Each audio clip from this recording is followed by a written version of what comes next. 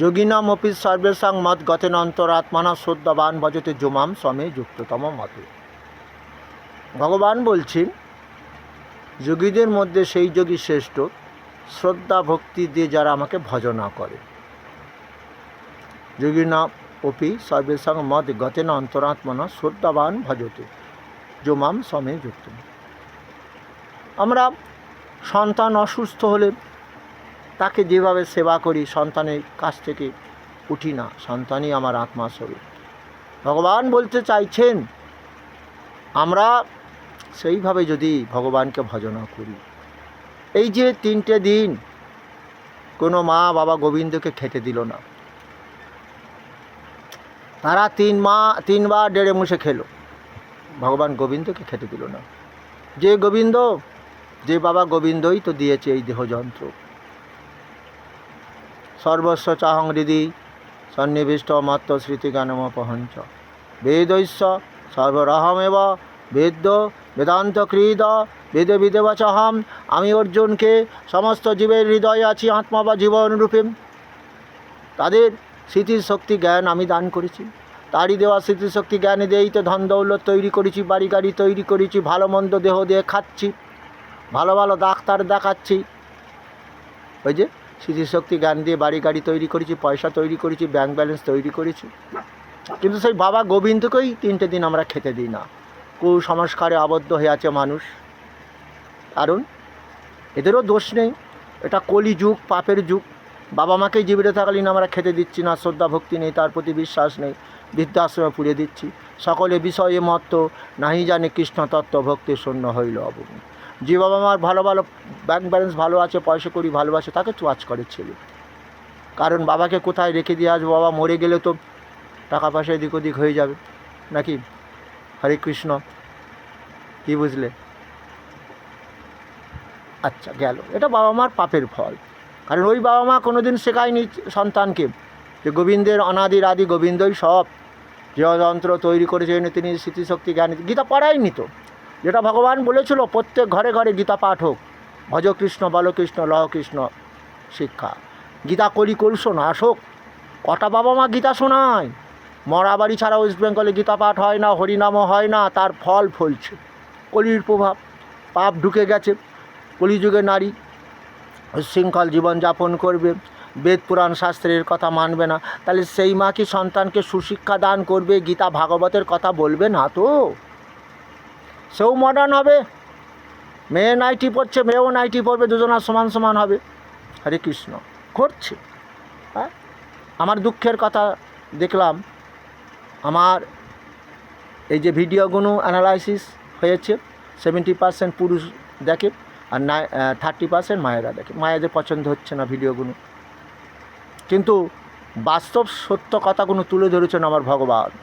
মায়েরা শোনো, দাপরেও তোমাদের গুণকীর্তন করেছিলাম, গীতাতে বলিনি? শ্রী কীর্তি বাক চতুরতা স্মৃতি মেধা ধৃতি ক্ষমা। নারীর মধ্যে দিয়েছি শ্রী, দেখতে সুন্দর নয়, আচার ব্যবহার পোশাক আশাক কথাবার্তা সব মিলে যদি সুন্দর হয় তাকেই শ্রী বলা যাবে। কীর্তি, নারীর অনেক কীর্তি আছে। সতী নারীর শক্তি কত। যমরাজের কাছ থেকে ফিরিয়ে এনেছিল মা সাবিত্রী, মৃত স্বামীর প্রাণ। সতী বেহুলা, সেও তার স্বামীর প্রাণ ফিরিয়ে এনেছিল। এরা সতী নারী। আর কীর্তি, ইহলোকের কীর্তি অনেক আছে। ভারতের প্রথম শহীদ ইংরেজদের বিরুদ্ধে যুদ্ধ করেছিল প্রীতিলতা ওয়াদ্দেদার। কাদম্বিনী যিনি প্রথম মহিলা ডাক্তার, তাকে পুরুষরা ডাক্তার হতে দেবে না। পুরুষতান্ত্রিক সমাজ ছিল, কিন্তু আজ আবার সরকার দেখি সেই নারীদের বেশি সুযোগ দিচ্ছে। 33% চাকরি ক্ষেত্রে সংরক্ষণ, আরও অনেক। যাক ভালো, মায়েরা উচ্চশিক্ষা লাভ করো, জ্ঞান লাভ করো। মায়েরা তাদের সন্তানদের আদর্শ সন্তানও তৈরি করো। প্রীতিলতা ওয়াদ্দেদারের মতন, মা মাতঙ্গিনী হাজরার মতন, মাতা লক্ষ্মীবাইয়ের মতন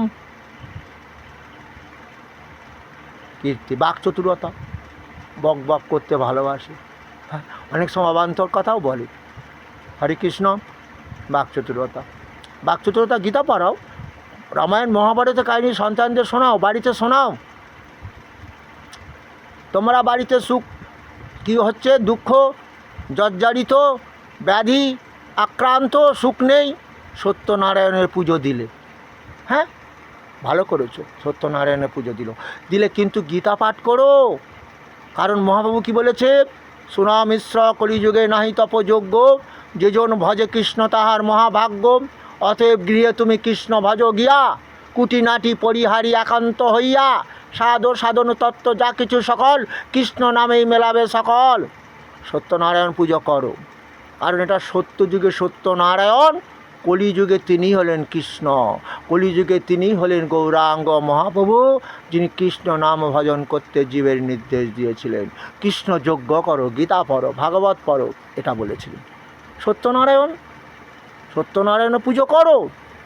সত্যনারায়ণের পুজো করো কেন জানো? এটা কি জানো না তো? ওই যে সত্যযুগের কাহিনী গো, সত্যনারায়ণ, যিনি যার আর একটা নাম আছে সত্যনারায়ণ পীর। সেই সময় মুসলমান হিন্দু ভারতবর্ষে এরা তো আদি, ভালো কথা। তা দেখলেন এদের মধ্যে দ্বন্দ্ব যদি বেঁধে যায়, ভারতবর্ষ উন্নতি সম্ভব নয়। তাই সত্যনারায়ণ আজ পীর রূপ ধারণ করে এক ব্রাহ্মণের কাছে এসেছে, যে ব্রাহ্মণের অর্থনৈতিক অবস্থা খুবই খারাপ, সংসার চলে না, যজমানের গৃহে গিয়ে পুজো অর্চনা করে পেট চলে না। সত্যনারায়ণ পীর বললেন, আমার পূজা কর। তুমি ব্রাহ্মণ বললেন, তুমি পীর, ব্রাহ্মণদের দেবতা, আমাদের হিন্দুদের দেবতা হলো সত্যনারায়ণ, করবেই না পূজা। সত্যনারায়ণ পীর চলে যাবে, বলে তাহলে আমার রূপ দেখ, আমি কে? সত্যনারায়ণ তখন পীর রূপ ধারণ করলেন। তাহলে তুমি সত্যনারায়ণ হিন্দুদের কাছে, মুসলমানদের কাছে পীর সাহেব?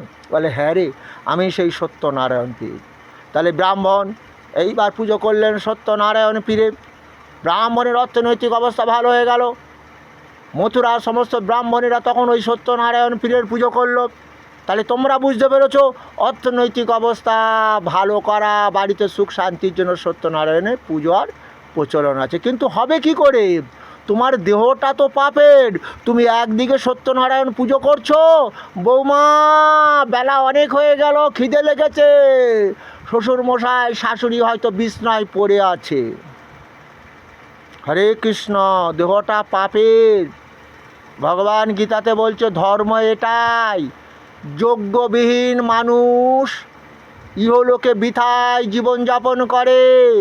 তুমি ভালো মন্দ ডেড়ে মুছে খাচ্ছ, কুকুরটা তোমার উঠোনে শুয়ে আছে, পেটটা ডাকছে, বড় খিদে লেগেছে, হবে না।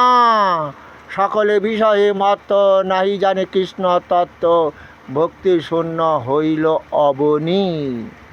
বোঝা গেল? বিষয় চিন্তা করতে করতে অবস্থাটা কোথায় গেল দেখেছো? আবার তুমি যখন মরে যাবে, তোমার ছেলে আবার অতিথি নারায়ণ সেবা দেবে, যে নারায়ণকে তুমি চিনতে পারোনি, কুকুর তো। হরে কৃষ্ণ। তাও তোমাদের গীতায় অর্জুনকে বলেছে, অর্জুন কি বলেছে? বিদ্যা বিনয় সম্পন্ন ব্রাহ্মণে গভী হস্তিনী শুনি চৈব সপাকে চ পণ্ডিতা সমদর্শন। সেই পণ্ডিত, সেই জ্ঞানী বিদ্বান ব্রাহ্মণ চণ্ডালকে সমান চোখে দেখবে, গাভী হস্তি কুকুরকে সমান চোখে দেখবে। মানে গাভীকে কেড়ে কেড়ে দুধ দেবে, ভালো মন্দ খাওয়াচ্ছ, হাতিকে খাওয়াও, কুকুরকে এক মুঠো অন্ন দাও না। নির্দোষঙ্গের সমাং ব্রহ্ম, আমি নির্দোষ, গাভীর মধ্যে আছি, হাতির মধ্যে আছি, কুকুরের মধ্যেও আছি, আমি তো কোনো পাপ করিনি। যে কুকুরটাকে খেতে দিচ্ছ না, কষ্ট পাচ্ছে, ওতে আমারই কষ্ট হচ্ছে। আর ওই কুকুরের অভিশাপে কী হবে জানো? হয়তো অর্থ ওই ডাক্তারখানায় ঘন ঘন যেতে হবে, দিতে হবে। বোঝা গেল? সেই জন্যে অর্জুনকে বলছে, অর্জুন যজ্ঞবিহীন মানুষ এখানে বৃথায় জীবনযাপন করে, সেবাযোগ্য হচ্ছে শ্রেষ্ঠ যজ্ঞ। তাই গীতাতে অর্জুনকে বারবারই একটাই কথা বলেছে, দুর্যোধনাদি 100 ভাই মিলে পঞ্চ পাণ্ডব